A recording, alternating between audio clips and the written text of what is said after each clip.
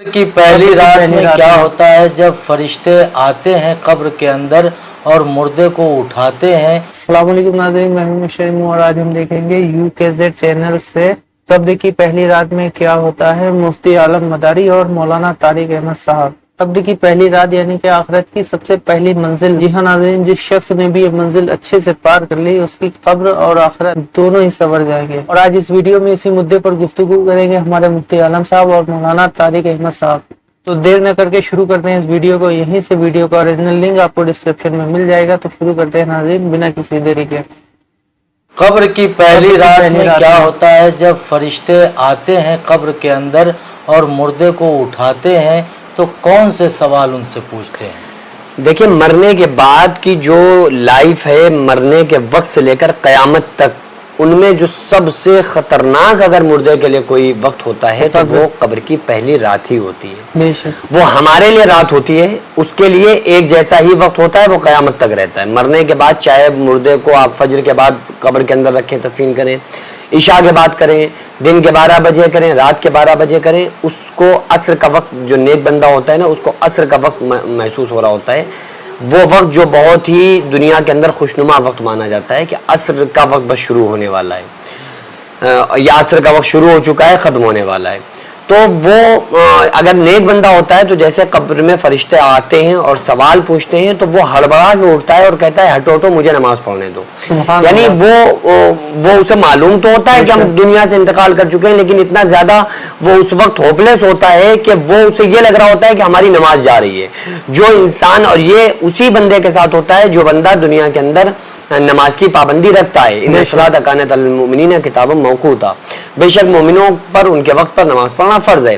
تو جو نماز کے وقت پر نماز پڑھنا دنیا میں اپنے اوپر فرض سمجھتے ہیں، ان کے ساتھ جو معاملہ ہوتا ہے وہ یہی ہوتا ہے کہ انہیں یہ لگ رہا ہوتا ہے کہ بس اب ہم فوراً عصر کا وقت جا رہا ہے اور ہم بہت جلد عصر کی نماز پڑھ لیں۔ لیکن اگر کوئی بندہ گناہگار بندہ ہوتا ہے، فاسق فاجر بندہ ہوتا ہے، تو اس کے لیے سب سے خطرناک جو وقت ہوتا ہے وہ اس کی پہلی رات ہی ہوتی ہے قبر کی۔ آقا علیہ الصلوۃ والسلام نے ارشاد فرمایا کہ جب قبر کے اندر مردے کو رکھا جاتا ہے اور لوگ اس کے پاس سے مٹی دینے کے بعد ہٹتے ہیں، قبر کے پاس سے دور ہو جاتے ہیں، تو اس کے پاس، یعنی کہ مردے کے پاس 2 فرشتے آتے ہیں جن کی آواز بادلوں کی کڑک جیسی ہوتی ہے، دنیا والے سن لیں تو کانوں کے پردے پھٹ جائیں۔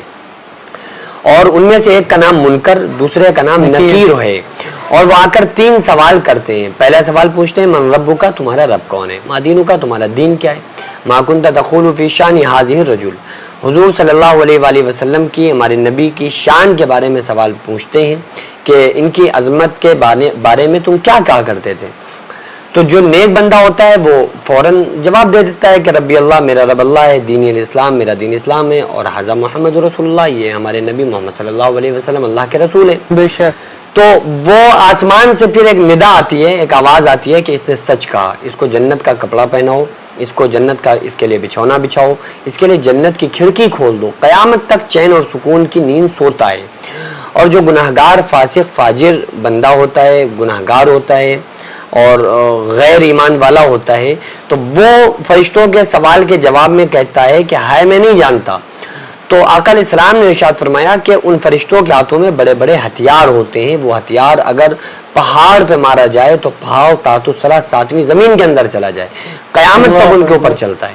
تو اس لیے جو سب سے خطرناک رات ہوتی ہے وہ پہلا بھائی وہ دنیا سے گیا ہے، اگر گناہگار بندہ تھا تو بہرحال دنیا اس کے لیے جنت تھی، دنیا میں بڑی عیش و عشرت سے رہا۔ اب اس کے بعد وہ قیامت تک کے لیے قبر کے اندر گڑھے کے اندر جا کر سو گیا، اور ایسا تو ہی نہیں مرنے کے بعد مر جائیں۔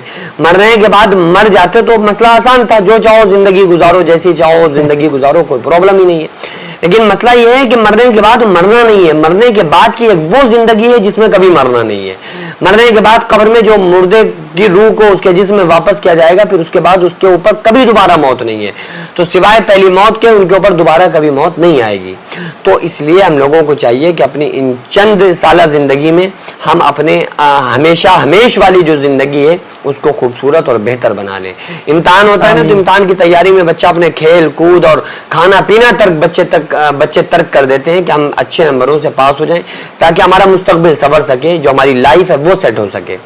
تو ہمارا یہ دنیا جو ہے نا یہ ایک ایگزام ہے, یہاں امتحان ہم دے رہے ہیں. تو بس یہاں ہم یہ کوشش کریں کہ ہم ایگزام میں اتنی محنت کریں کہ جب ہمارا رزلٹ آئے نا, ہمارے موت آئے, اس کے بعد جو ہمیں رزلٹ ملے وہ ہمارا بہتر ملے تاکہ ہماری لائف وہاں کی سیٹل ہو سکے جہاں کبھی دوبارہ موت نہیں ہے. تو اس لیے انسان کو چاہیے کہ ہر وقت اپنی موت کو یاد کر کے زندگی بسر کرے. عمل اچھے ہیں تو ڈرنے کی کوئی ضرورت نہیں ہے, کیونکہ مومن کا تحفہ موت ہوا کرتا ہے. عمل خراب ہے تو پھر اس فاسق فاجر گناہگار انسان کے لیے موت سے برا میسج کوئی نہیں ہے. تو ناظرین ختم کرتے ہیں اس ویڈیو کو یہیں سے, اور امید کرتے ہیں آپ کو مفتی عالم صاحب اور مولانا طارق احمد صاحب سوال و جواب بہت ہی پسند آئے ہوں گے.